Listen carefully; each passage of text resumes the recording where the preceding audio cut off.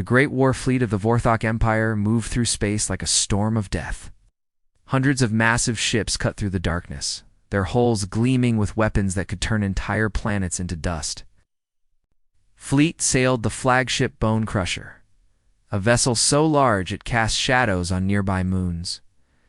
Admiral Taiho stood on the bridge of his flagship, his 12-foot frame towering over the command stations. His body was covered in thick crystalline armor that grew from his skin like living metal. Sharp spikes jutted from his shoulders and arms, each one capable of cutting through steel. When he breathed, acidic vapor escaped from vents along his neck, making the air around him shimmer with deadly heat. The bridge crew moved carefully around their admiral. Even though they were all Vorthok like him, they knew better than to get too close when he was in one of his moods. Today was a good day for Taiho. They had just finished destroying another world that dared to resist the Empire. Status report. Taiho growled, his voice like grinding stone. Lieutenant Mayeen stepped forward, her own armor clicking against the metal floor. She was smaller than the Admiral, but no less dangerous. Her 4 arms ended in razor-sharp claws, and her eyes glowed, with an inner fire that could burn through most metals. The planet Zarian 7 has been completely pacified, Admiral. All military installations destroyed. The surviving population has agreed to pay tribute. Taiho nodded with satisfaction. It had been a quick conquest, just like all the others. The beings on Zarian 7 had tried to fight back with their primitive weapons, but Vorthok armor was too strong. Their poison gas attacks had been useless against Vorthok biology. Their extreme temperatures meant nothing to a species that lived. On molten worlds, how many worlds does that make now, Mayeen? Taiho asked. 347 conquered systems, Admiral. 17 completely destroyed civilizations. The rest pay tribute to the Empire? The Admiral walked to the great window that looked out into space. In the distance, he could see the burning remains of Zarian 7. The planet still glowed red from the orbital bombardment. It would be years before life could grow there again, but that was not his concern. His job was to expand the Empire, and he was very good at his job. Taiho had been born on Keth Prime, the Vorthok homeworld. It was a planet that would kill most species within minutes. The air was thick with poisonous gases that could melt metal. The gravity was so strong that it could crush most creatures flat. Oceans of liquid sulfur boiled under a sun that burned with deadly radiation. The ground itself was hot enough to cook flesh, but the Vorthok loved their world. They had evolved in this hell, and it made them stronger than anything else in the galaxy. Their crystalline skin could resist temperatures that would vaporize most materials. Their blood was so acidic it could eat through starship hulls. They needed no special equipment to survive in conditions that would kill entire civilizations. This natural strength had made them the rulers of 3 spiral arms of the galaxy.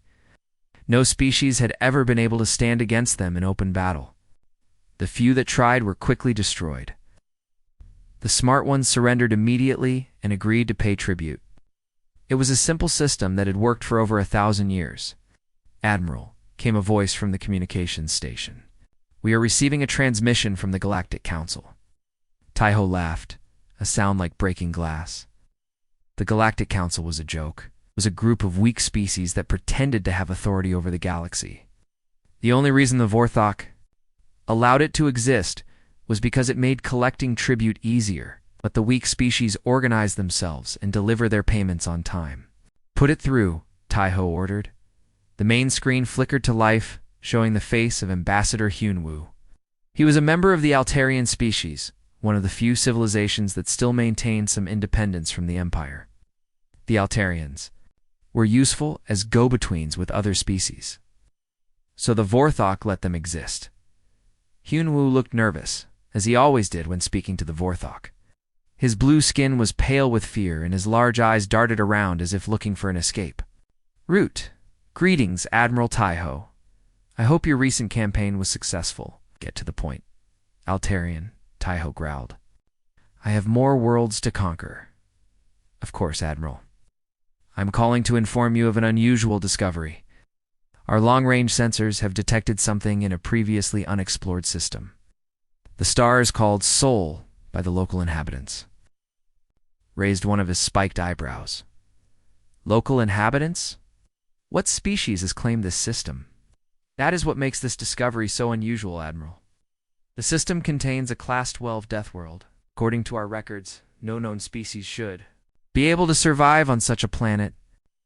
Lieutenant Mayeen moved closer to the screen.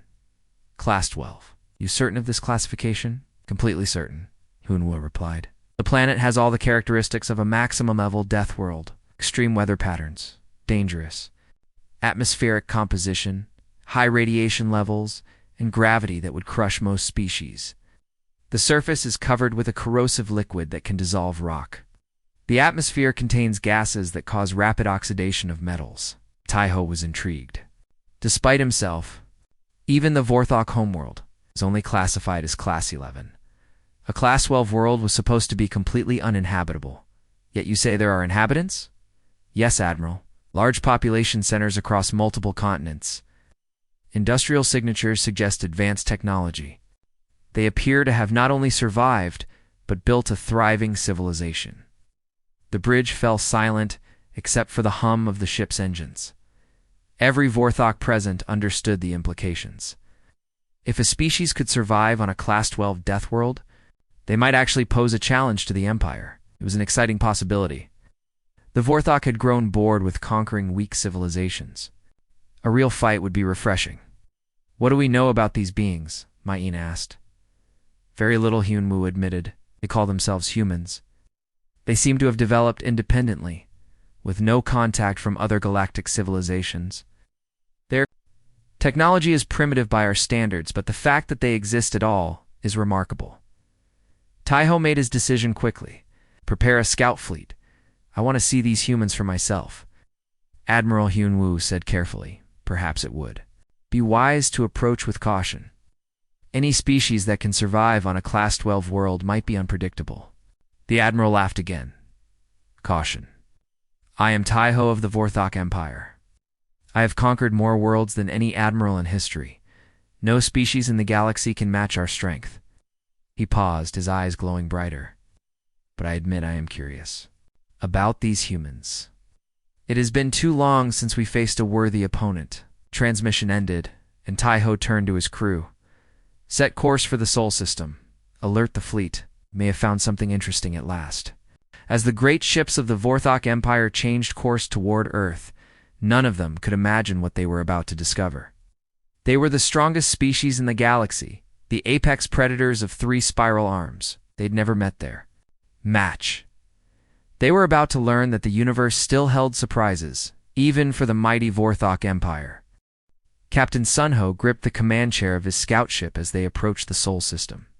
He had been chosen personally by Admiral Taiho for this mission because of his experience with dangerous worlds. In his 50 years of service, he had explored toxic gas giants, walked on planets with crushing gravity, and survived in the vacuum of space. Ain't nothing had prepared him for what he was seeing now. Distance to the 3rd planet. He asked his navigator. 2 million kilometers in closing, Captain, replied Ensign Bora, her 4 eyes focused on the sensor readings. Sir, these readings cannot be correct. The instruments must be damaged. Shh. Sunho looked at the data streaming across his screen. A bray. Sensor on the ship was telling him the same impossible story. The planet ahead of them was a nightmare world that should have been completely lifeless. Yet the energy signatures were unmistakable. Not only was there life on this death trap, but there was advanced civilization. Run a full diagnostic on all sensors, Sunho ordered. Check everything twice. Dr. Giwan looked up from her science station. She was the ship's xenobiologist, an expert on alien life forms. Her specialty was studying how different species adapted to extreme conditions. Captain, I have run the diagnostic 3 times. All systems are working perfectly. The readings are accurate. Sunho walked over to her station and stared at the data. Explain to me how this is possible, Doctor. Giwan's voice was filled with amazement and confusion. The planet's atmosphere is 21% oxygen, Captain. That is an extremely dangerous level. Oxygen is one of the most reactive elements in the galaxy. It causes rapid oxidation and can corrode most metals. No known species can survive breathing pure oxygen for extended periods. But these humans are breathing it constantly. Not just breathing it, Captain. They appear to require it to live. Their entire biology is based around processing this dangerous gas. Guan pulled up more data on her screen. The atmospheric pressure is also incredible. It would crush most species flat. The gravity reading is 9.8 meters per second squared, which is stronger than our own homeworld. Sunho felt a chill run down his armored spine. Keth Prime had gravity of 8.7 meters per second squared. It was considered one of the strongest gravity wells in known space. Most alien species could barely walk on the Vorthok homeworld, yet these humans lived on a world with even stronger gravity. What about the surface conditions? He asked Communications Officer Day. He looked up from her station. Captain, you need to hear this. I have been monitoring their radio transmissions. The humans are talking about their weather. Weather? Yes, sir. Apparently their planet has massive storms that can produce winds over 200 kilometers per hour. These storms can drop frozen water from the sky in chunks large enough to damage buildings. They have rotating wind systems called hurricanes that can destroy entire cities. Sunho stared at her in disbelief. And they live through these storms? And not just live through them, Captain. They have warning systems to track the storms. They build special shelters. Some of them even seem to enjoy watching the storms. I intercepted several transmissions where humans were talking about how beautiful the lightning was. Dr. Jiwan added. More information from her readings. The surface temperature varies wildly across the planet. In some areas it drops to -40 degrees, cold enough to freeze most known liquids solid. In other areas it reaches 50 degrees above zero. The humans appear to live in both extremes. How is their technology? Sunho asked. Maybe they have advanced environmental suits? That is the strangest part, Captain, Dehi replied. Most of their technology is primitive compared to ours. They still use chemical rockets to reach orbit. Their fastest ships are slower than our cargo vessels, yet somehow they survive on this world with minimal protection. Sunho ordered his ship to move closer to the planet. As they approached, the sensors revealed even more impossible details. The surface was covered with a liquid that should have been deadly to most life forms. Captain, Dr. Jiwan called out, the liquid covering most of the planet's surface is dihydrogen monoxide. It is a powerful solvent that can dissolve rock and metal over time. It is also one of the main components in most industrial acids. Yet the humans live near this liquid. They do more than live near it, Captain, according to these readings. They consume it regularly. It appears to be necessary for their survival. They also use it for recreation. I am detecting energy signatures that suggest they actually enter this corrosive liquid voluntarily. Sunho was beginning to feel something he had never experienced before in his military career: intimidation. The Vorthok were supposed to be the toughest species in the galaxy. They could survive conditions that would kill any other known life form. Yet these humans seemed to thrive in conditions that would challenge even the mighty Vorthok. Sir Ensign Bora called from the navigation station. We are receiving more detailed scans of their cities. The population centers are enormous. Some contain millions of individuals living in close proximity. Show me, Sunho ordered. The main screen displayed images of human cities taken from orbit. Sunho and his crew stared in wonder at the sprawling urban areas. Massive structures reached toward the sky, some over 500 meters tall. Transportation networks crisscrossed the continents like spider webs. Industrial complexes belched smoke into the already dangerous atmosphere. How many of them are there? Sunho asked quietly. Dr. Jiwan consulted her readings. Current estimates suggest over 7 billion individuals. Captain, they have spread across every continent on the planet. Some are even living in areas where the conditions are most extreme. 7 billion? Sunho repeated.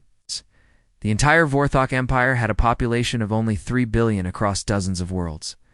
These humans had more than twice that number, living on a single planet that should have been uninhabitable. Dehi interrupted with more intercepted transmissions. Captain, I have been analyzing their communications. Humans do not seem to consider their world dangerous. They refer to it as beautiful. They write songs about their storms. They create art depicting their landscapes. They actually seem to love their planet? That is impossible, Sunho said. How species could love a death world? There is more, Captain. They have apparently survived on this world for millions of years. Their transmissions contain references to their history. They have endured ice ages, volcanic eruptions, asteroid impacts, and massive floods. Each time, they not only survived, but grew stronger. Sunho sat back in his command chair, trying to process everything he was learning. These humans had not just survived on a Class 12 death world, they had built a thriving civilization. They had populations larger than most galactic empires. They had adapted to conditions that would challenge even the Vorthok. Captain Dr. Juan said quietly, "There is something else. I have detected settlements on other worlds in this system. The humans appear to have colonies on at least 2 other planets. What are the conditions like on those worlds? Worse than this one, Captain. Much worse." Sunho felt his armor plates tighten with tension. If the humans could colonize worlds even more dangerous than their home world, what did that say about their capabilities? What did that say about their strength? Set a course back to the fleet, Sunho ordered. Admiral Taiho needs to know what we have found. As the scout ship turned away from Earth, Captain Sunho wondered if the Vorthok Empire had finally found something that might change everything they thought they knew about strength and survival. Behind them, the impossible world continued its orbit around its star, home to 7 billion beings who considered paradise what the galaxy called a death trap. Commander Minho stood at the observation deck of the International Space Coalition headquarters, watching the massive alien ship position itself near Earth's moon. The vessel was unlike anything humanity had ever seen. It stretched for kilometers, its dark hull covered in weapon systems that could probably destroy entire continents. Yet, despite its terrifying appearance, Minho felt more excited than afraid. First contact, he whispered to himself. After all these years of wondering if we were alone, behind him, the Emergency Council was in full session. Representatives from every major nation on Earth had gathered within hours of detecting the alien arrival. The debates were loud and heated, but Minho ignored them. His job was clear: make peaceful contact with whoever was inside that ship. Commander came, a voice from his communication device. "The aliens are requesting a meeting. They want to send a delegation to our headquarters. Tell them we accept," Minho replied without hesitation. "But we'll meet them halfway. I want our own team on their ship," Ambassador Ginghun approached. The commander, he was a veteran diplomat who had spent 30 years resolving conflicts between nations. Now he would try to prevent a conflict between worlds. "Are you sure about this, Minho? We know nothing about these beings. They could be hostile. They could have attacked us already if they wanted to," Minho pointed out. "That ship has enough firepower to turn our entire planet into dust. The fact that they're asking for a meeting means they want to talk." Dr. Soman joined the conversation. She was Earth's leading expert in languages and communication. If anyone could figure out how to talk to aliens, it would be her. "I've been analyzing the radio signals they sent. Their language is completely unlike anything on Earth, but I think I can work with their translation systems." General Kunko was the last member of their contact team. His job was to protect the others and assess any military threat. He looked uncomfortable with the whole situation. "I still think we should meet them here on Earth. Why are we going to their ship?" Minho explained, going to them. "Shows we're not afraid. Shows we're willing to take risks for peace. Besides, if they wanted to hurt us, they wouldn't need to trick us onto their ship to do it." 3 hours later, the human delegation boarded a shuttle that would take them to the alien vessel. As they approached, the size of the ship became even more impressive. It was like flying toward a floating city made of metal and weapons. "Docking bay is opening," reported their pilot. "They're guiding us in with some kind of tractor beam." Shuttle settled onto the deck of the alien ship with a soft thud. Through the windows, they could see the docking bay was enormous. Hundreds of smaller ships were stored along the walls. The technology was clearly advanced, but there was something brutal about the design. Everything looked like it was built for war. "Atmosphere readings are stable," Dr. Soman reported, checking her instruments. "We can breathe their air, but I recommend keeping our suits sealed for now." The airlock cycled open, and the human delegation stepped onto an alien starship for the first time in history. The corridor beyond was dimly lit and much larger than necessary for human-sized beings. The walls were covered in some kind of crystalline material that seemed to glow with its own light. "Welcome to the Bone Crusher," came a voice from speakers in the walls. The translation was rough but understandable. "I am Captain Sunho. Please follow the lights to the meeting chamber." As they walked through the ship, the humans began to understand they were dealing with something much larger than themselves. The corridors were built for beings at least 12 feet tall. The doors were massive slabs of metal that looked like they could stop tank shells. Everything was designed for creatures that were both much bigger and much stronger than humans. "This is incredible," Dr. Salman whispered, running her hand along the crystalline walls. "The technology is amazing, but the architecture tells us a lot about who built it. These beings are physically powerful, probably aggressive, and definitely not afraid of conflict." They entered the meeting chamber, and the humans got their first look at the Vorthok. Captain Sunho stood at the center of the room, his 12-foot frame covered in natural crystalline armor. Sharp spikes jutted from his shoulders and arms. When he breathed, acidic vapor escaped from vents along his neck. The humans stopped in their tracks, not from fear, but from amazement. They were looking at a creature that seemed designed by evolution to be the perfect warrior. Every aspect of his biology was optimized for survival in the harshest conditions. "Greetings, Captain," Sunho said, his voice like grinding stone. "I am honored to meet the beings who call themselves humans." Ambassador Geng-hoon stepped forward, showing no fear despite facing a creature that could probably tear him apart with its bare hands. "The honor is ours, Captain. I am Ambassador Geng-hoon, representing the people of Earth." What happened next surprised everyone in the room. Captain Sunho took a step backward, his multifaceted eyes widening with what looked like concern. "You are not wearing protective gear," he observed. "The atmosphere on this ship is designed for Vorthok physiology. It should be dangerous for your species." Dr. Soman checked her readings again. "The air is safe for us to breathe, Captain. Perhaps our biologies are more compatible than expected." "Compatible," Captain Sunho repeated. "But you live on a Class 12, Deathworld. Your atmospheric requirements should be completely different from ours." General Kyunho frowned. "Class 12 Deathworld? I think there's been some mistake. Earth is a garden world. It's perfect for human life." The silence that followed was uncomfortable. Captain Sunho exchanged glances with his crew members. Finally, he spoke again. "Perhaps we should sit down and discuss this further. There seems to be some confusion about the nature of your homeworld." The formal meeting began with both sides trying to understand each other. Captain Sunho explained that Earth was classified as one of the most dangerous worlds in the galaxy. The humans explained that Earth was considered a beautiful, life-supporting planet by their standards. "Your planet has an oxygen content of 21%, Captain Sunho said carefully. "Oxygen is one of the most corrosive gases in the galaxy. Most species cannot survive exposure to such levels." "We require oxygen to live," Commander Minho replied. "Without it, we would die within minutes." "Your gravity's 9.8 meters per second squared," another Vorthok officer added. "That is stronger than most worlds we have encountered. It should crush most life forms." "We evolved in that gravity," Dr. Soman explained. "It feels normal to us. In fact, we have to exercise regularly to maintain our strength in it." Captain Sunho was clearly struggling to understand.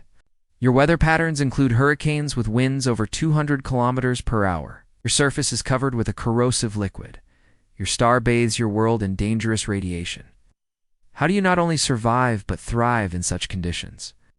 "Ambassador." Geng-hoon smiled. "Captain, I think you might be surprised by how adaptable humans can be. Earth has always been our home. We've learned to live with its challenges and even appreciate its beauty." "Beauty," Captain Sunho's voice cracked slightly. "You find beauty in a world that would kill most species? We find beauty in storms, in oceans, in mountains, and deserts," Commander Minho said. "Earth shaped us, and we shaped ourselves to live. With Earth, we don't just survive our world, Captain. We love it." The meeting continued for several hours, with both sides sharing information about their worlds and their peoples. The more the Vorthok learned about humans, the more amazed and confused they became. These beings seemed to treat as normal what the Vorthok considered impossible. When Dr. Soman casually mentioned that humans had established colonies on Mars and Europa, worlds that the Vorthok had classified as uninhabitable death zones, Captain Sunho had to excuse himself from the meeting as the human delegation prepared to return to Earth. Captain Sunho made a decision that would change both civilizations forever. "Ambassador Ginghun," he said formally, "I request permission to send a message to our fleet commander. Admiral Taiho needs to hear about this meeting directly." "Of course," Captain Ginghun replied. "We look forward to meeting your admiral." The human shuttle departed. Captain Sunho composed his message to Admiral Taiho. "How do you tell the greatest warrior in the galaxy that you might have found a species even tougher than the Vorthok?" Dr. Yunji walked through the Vorthok Cultural Center that had been built in orbit around Earth. The massive space station was designed to let both species learn about each other safely. She carried a tablet filled with data about human biology and history, preparing for another presentation that would probably shock her. Alien audience. The past month had been incredible for both civilizations. The Vorthok had sent their best scientists and cultural experts to study humanity. The humans had done the same. What they were discovering changed everything both species thought they knew about life in the galaxy. Dr. Yunji called Professor Sung Min her Vorthok counterpart. The massive alien scientist had become her closest friend during the exchange program. Despite his terrifying appearance, he was gentle and curious about everything human. "Are you ready for today's presentation?" "Ready as I can be," Yunji replied, "though I'm still not sure your people will believe what I'm going to show them." They entered the main lecture hall where dozens of Vorthok scientists waited. These were some of the smartest beings in their empire, experts in biology and survival. Yet every time Yanji gave one of these talks, she could see the confusion and amazement in their multifaceted eyes. "Today I want to talk about human adaptation," Yanji began, activating the holographic display, specifically how humans have modified themselves to live in different environments on Earth. The first image showed humans living in the Arctic. The Vorthok audience watched in silence as they saw people walking across frozen wastelands where the temperature dropped to -50 degrees. The humans were wearing thick clothing, but they were clearly alive and active in conditions that would freeze most species solid. "These humans live permanently in regions where water becomes solid," Yunia explained. "They have learned to build shelters from ice. They hunt animals that also survive in these extreme cold conditions. Some of them actually choose to live this way for recreation." Professor Sungmin translated for the audience, and Youngji could hear the gasps of disbelief from the Vorthok scientists. The next image showed humans diving deep into Earth's oceans. "Humans cannot naturally breathe underwater," Youngji continued, "but they have found ways to explore the deepest parts of our oceans. Some dive to depths where the pressure would crush most creatures. They do this to study marine life and to gather resources." "How deep?" asked one of the Vorthok scientists. "The deepest human dive on record is over 300 meters below the surface. At that depth, the pressure is more than 30 times what we experience on the surface." The Vorthok scientists began talking among themselves in excited whispers. Youngji knew they were calculating the pressure levels and trying to understand how fragile human bodies could survive such conditions. "But that's not the most impressive part," Yanji said, advancing to the next slide. "Humans regularly expose themselves to their star's radiation for pleasure." The image showed humans lying on beaches, their skin exposed to direct sunlight. The Vorthok audience fell completely silent. "This is called sunbathing," Youngji explained. "Humans actually seek out their star's radiation because it helps their bodies produce necessary vitamins.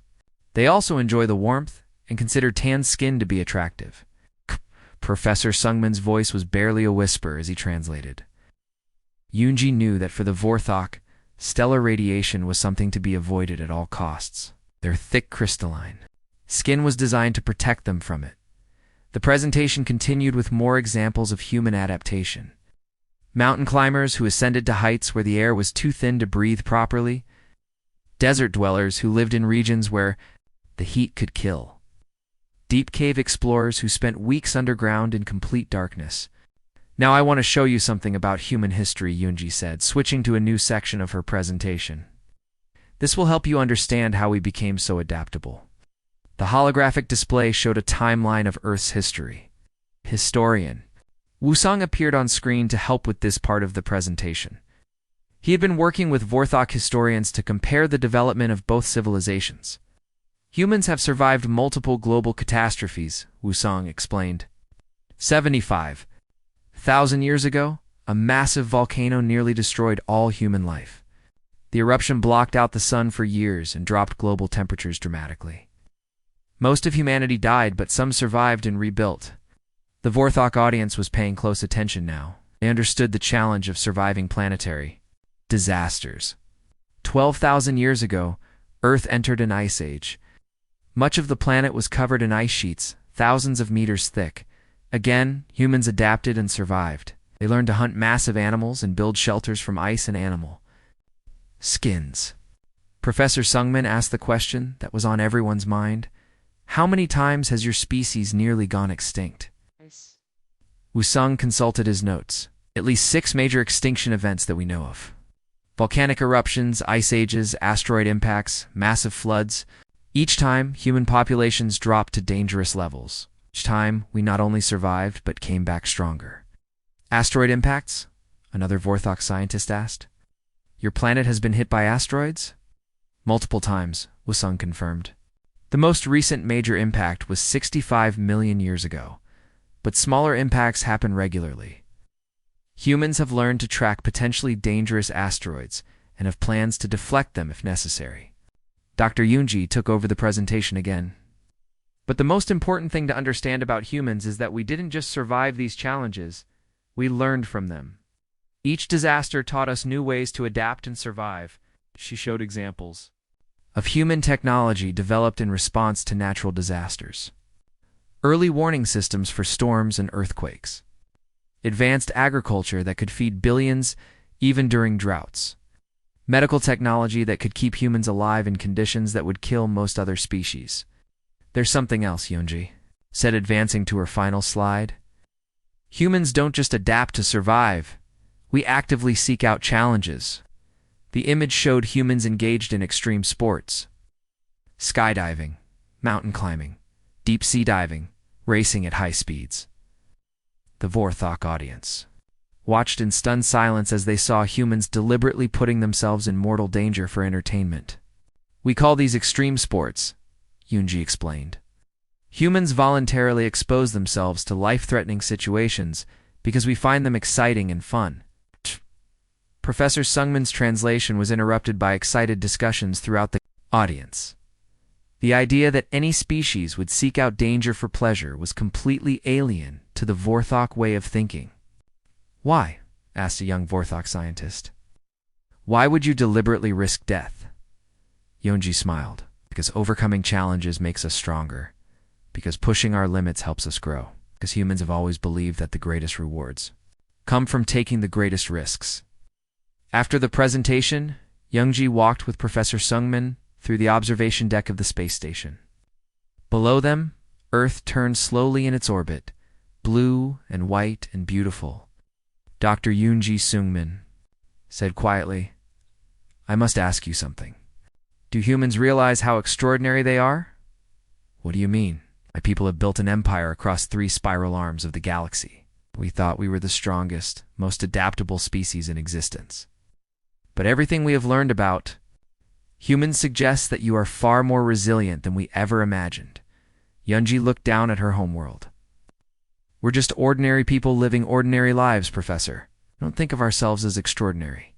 That Sungmin replied, May be the most extraordinary thing of all.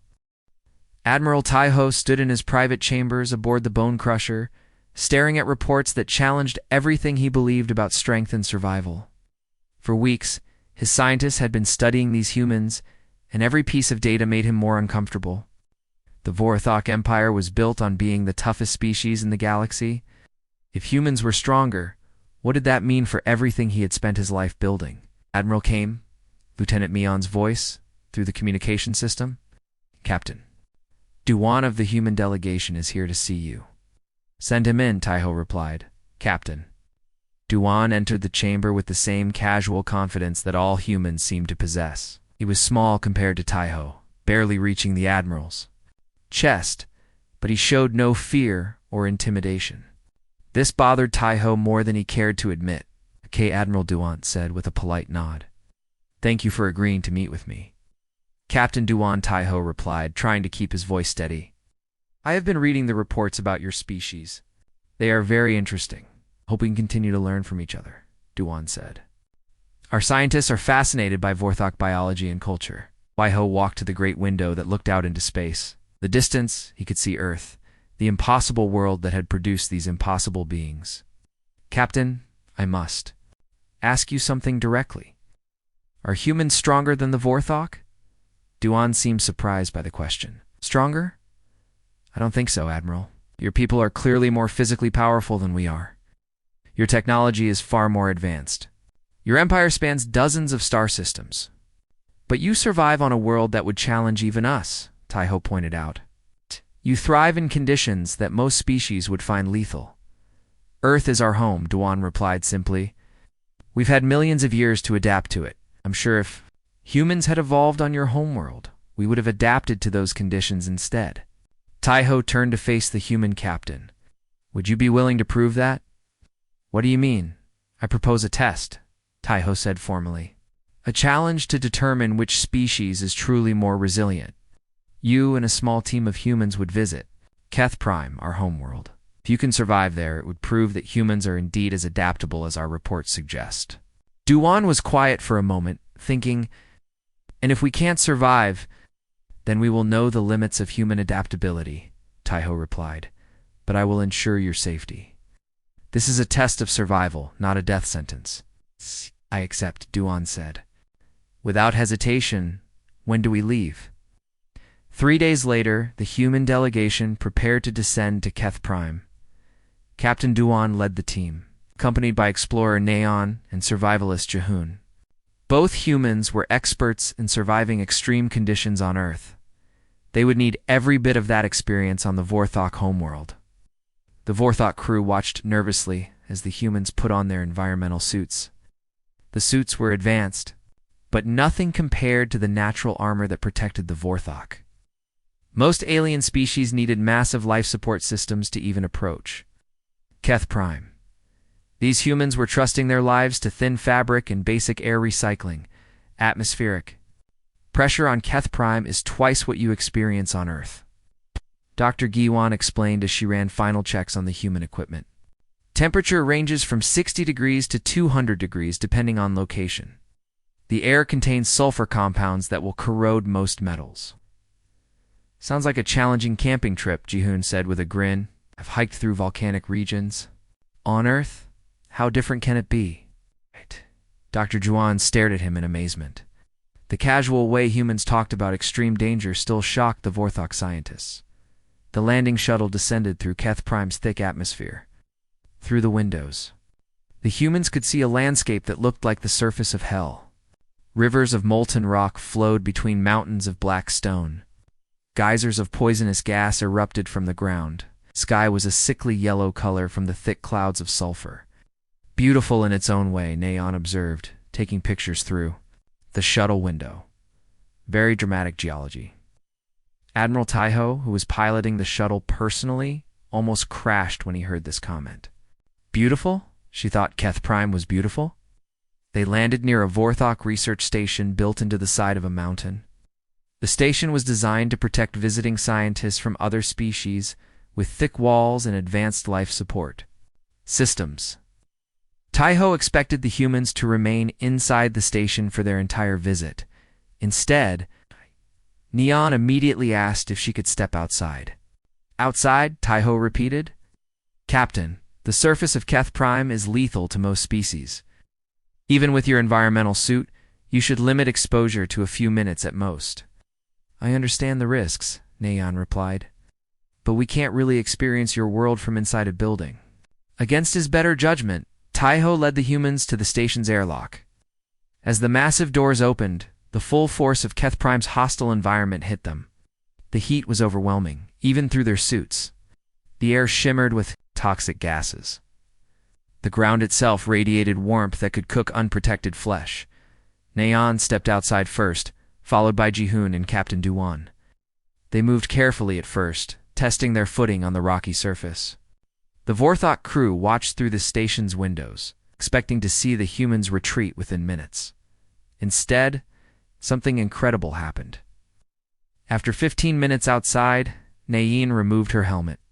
Nayin, no.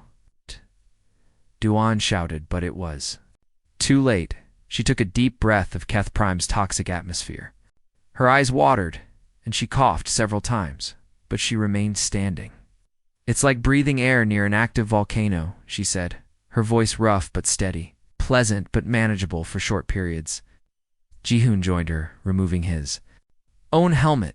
Sulfur content is high, but humans have lived near sulfur springs for thousands of years. Our bodies can handle this for a while. Admiral Taiho watched in stunned silence as the humans began exploring the immediate area around the station. They examined the local rock formations, tested the temperature of nearby thermal vents, even collected samples of the toxic soil. The pH level of this soil would dissolve most organic materials. Dr. Guan observed through the station's communication system. How are they touching it safely? Captain Duan held up his hands, showing thick calluses on his palms. Humans who work with dangerous materials develop natural protection. Our skin becomes thicker and more resistant. Jihoon and Nayin have spent years working in extreme environments. The most shocking moment came when Jihoon discovered a small pool of liquid near the station. The pool contained water mixed with sulfur and other minerals, creating a natural hot spring. The temperature was nearly 80 degrees, hot enough to cook food. Don't even think about it, Duan warned, seeing the expression on Jihoon's face. Just testing the temperature, Jihoon replied, dipping his gloved hand into the pool. This is actually similar to hot springs we have on Earth. Some humans bathe in water this hot for relaxation. Relaxation? Admiral Taiho's voice cracked through the communication system. Jihoon grinned up at the camera. Sure. We call it a hot tub. Very popular for sore muscles after a hard day's work. The humans spent 6 hours on the surface of Keth Prime before returning to the station. They had not only survived, but had seemed to enjoy exploring the hostile environment. They took detailed notes, collected samples, and even suggested improvements to the station's design based on their experience with extreme environment construction on Earth. That night, as the humans rested in the station's guest quarters, Admiral Taiho sat alone in his command center. For the first time in his military career, he felt something he had never experienced before: humility. These humans had not just survived on Keth Prime, they had treated it like an interesting vacation destination. They had found beauty in landscapes that terrified most species. They had adapted to conditions that challenged even the mighty Vorthok. Taiho made a decision that would change the course of galactic history. Tomorrow, he would propose something that no Vorthok admiral had ever proposed before: an alliance between equals. The Great Council Chamber aboard the Bone Crusher had never hosted a meeting like this one.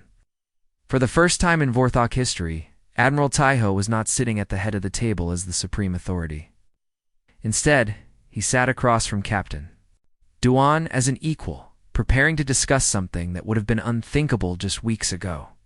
Captain Taiho began, his voice carrying none of its usual commanding tone. Yesterday your people proved something that I thought was impossible. Not only survived on Keth Prime, you thrived there. With respect, Admiral Duan replied. We didn't thrive. We survived barely, and only for a few hours. Your people live there permanently. It's far more impressive than anything we did. Taiho shook his massive head. Don't understand. For 1,000 years, the Vorthok Empire has been built on one simple truth. We are the strongest species in the galaxy. We conquer because no one can match our ability to survive in extreme conditions. And that's still true, Duan pointed out. Your empire is proof of your strength. But you have shown me that strength is not just about physical power or natural armor, Taiho continued. Your species has a different kind of strength. You adapt, you learn, you find ways to survive that we never considered. Lieutenant Mai Yin entered the chamber, carrying data tablets filled with information that had been gathered over the past month of cultural exchange. Admiral, the final reports are ready. Taiho gestured for her to present the findings. Captain Duan, I want you to hear what our scientists have learned about humanity. Mayin activated the holographic display and began her presentation. The human colonies on Mars and Europa represent the most extreme examples of environmental adaptation we have ever encountered.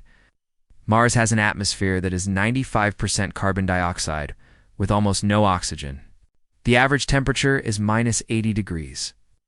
Dust storms can cover the entire planet for months, yet humans have built permanent settlements there, Taiho added. How many people live on Mars now? About 50,000, Duan replied. Still a small population, but it's growing every year. Mayin continued with her report. Europa is even more extreme. It's a moon covered in ice with a subsurface ocean. The radiation from Jupiter would kill most species within hours. The surface temperature never rises above minus 160 degrees. But humans have built research stations there too, Taiho said, his voice filled with admiration. Your species doesn't just survive on Deathworlds. You actively seek them out and make them into homes. Dr. Sungjin joined the meeting through a video link from Earth. He had been working with Vorthok scientists to develop new technologies that combined human adaptability with Vorthok engineering. Admiral, we've made some interesting discoveries by working together. Human techniques for surviving extreme environments combined with Vorthok technology have opened up possibilities neither of our species had considered. Show him the Titan. Project Taiho ordered. Dr. Sungjin pulled up schematics for a joint research station. We're planning to build a research base on Titan, one of Saturn's moons. It has lakes of liquid methane, nitrogen, snow, and temperatures that would freeze most substances solid. Separately, neither humans nor Vorthok could establish a permanent presence there. Together, we think we can build a thriving research colony. Captain Duan studied the plans with growing excitement. This is incredible. The technology you've developed could let humans explore parts of the galaxy we never thought possible. And human adaptability techniques could help Vorthok colonists survive on worlds we previously considered too dangerous. Taiho added, Captain, I have a proposal for you. The Admiral stood up, his massive frame towering over the table. But instead of using his height to intimidate, he seemed to be showing respect. For 1,000 years, the Vorthok Empire has grown through conquest. We found worlds, defeated their inhabitants, and claimed their resources. It was a simple system that worked because we were always the strongest. He paused, looking directly at Captain Duan. But you have shown me something better. Instead of conquering, we could cooperate. Instead of demanding tribute, we could trade knowledge and technology. Instead of ruling through fear, we could lead through example. What exactly are you proposing? Duan asked. An alliance, Taiho said formally. Not between a superior species and an inferior one, but between equals. The Vorthok Empire and the Human Federation working together to explore the most dangerous regions of the galaxy. Lieutenant Mayin activated another display showing star charts of unexplored space. There are entire sectors that we've avoided because the conditions were too extreme even for us. Worlds orbiting pulsars, planets with gravity fields that could crush our ships, systems bathed in deadly radiation. With human adaptability and Vorthok technology, we could explore regions that no other species has ever seen. Captain Duan was quiet for a long moment, considering the implications. This would be the first true alliance between Deathworld species in galactic history. Exactly, Taiho replied. We could change how the galaxy thinks about exploration and colonization. Instead of avoiding dangerous worlds, we could turn them into assets. Dr. Sungjin added more details about the proposed partnership. We've already identified 12 star systems that both species could work together to explore. Some contain resources that could revolutionize galactic technology. Others might harbor life forms that have adapted to conditions we can barely imagine. The meeting continued for several hours as both sides worked out the details of their historic alliance. They discussed technology sharing, joint military operations, and exploration missions that would push the boundaries of what was possible. Ambassador Yunhua joined the meeting by video link, representing the Galactic Council. His expression was one of amazement and concern. Admiral Taiho, the implications of this alliance are staggering. If humans and Vorthok work together, you would become the dominant force in the galaxy. Not dominant, Taiho corrected. Leading. There's a difference between ruling through fear and leading through example. We want to show other species that cooperation is stronger than conquest. Captain Duan made the final decision for humanity. Admiral, on behalf of Earth and all human colonies, I accept your proposal. The Human Federation and the Vorthok Empire will work together as equal partners. 6 months later, Captain Minho stood on the bridge of the first joint human-Vorthok exploration ship. The vessel was a masterpiece of combined engineering, with human adaptability systems integrated into Vorthok military technology. It could survive in environments that would destroy any other ship in the galaxy.